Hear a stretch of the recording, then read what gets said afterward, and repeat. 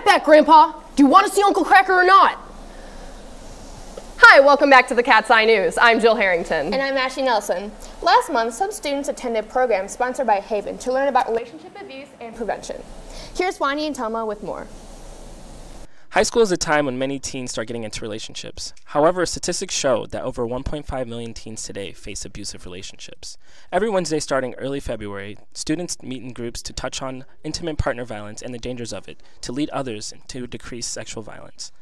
So Haven is Oakland County's Center for the Treatment and Prevention of Domestic Violence and Sexual Assault. We offer comprehensive services from crisis and support line to residential shelter to ongoing counseling programs, victim advocacy, and prevention education. Redefine is our young men's leadership development course designed for young men in high school. And what we work with positive male student leaders to do is to think about what is our role in eliminating dating violence and sexual violence in our communities. You know, a lot of times we see women and girls talking about it and we have a lot of programs for them. But there's not a lot of programs for guys. So we get together and we talk about what does it mean to be a leader, what does it mean to step up and eliminate violence in our communities, and what is our role as men and boys. We'll also talk about healthy relationship skills, how do we build the relationships that we want. We'll talk about sexual harassment, sexual assault, consent, media literacy, and how do we really create social change. So that could be social change related to dating violence and sexual violence, but it could also be social change as a whole. You know, how do we really use the tools we have as leaders to create change that we want to see in our communities. The Spark program is for young women, and it's different than other prevention models because it looks at primary prevention, and so that's looking at stopping violence before it ever has a chance of occurring. It's a leadership development program the same as Redefine, but when we're looking at young women, we're looking at ways that they can make a difference in their community as young women in the world. These sensitive topics are sometimes avoided, but did students find this to be meaningful and important?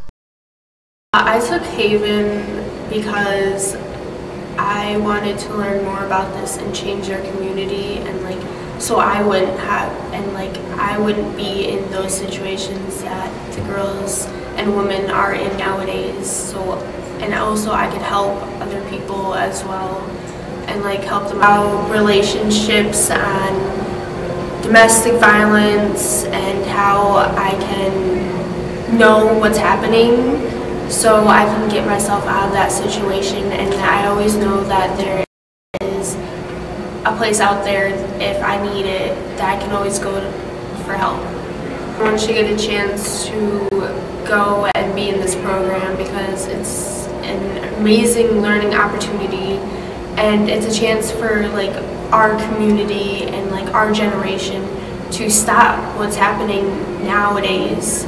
Girls getting harassed, and most of the time they don't believe us because we're girls and we're always lesser than the men, and we need both genders to understand that we're all equal, even though we need to be on the same page.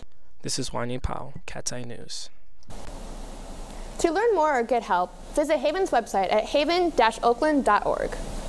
There will be a memorial session tomorrow during AA to honor United States Air Force Major Andrew Becker. Becker was a former Novi alumni who passed away in the line of duty on March 14, 2017. Andrew donated one of his flags to Novi High School. Attendance is mandatory for seniors and optional for all other students. Report to the auditorium immediately after taking attendance in AA.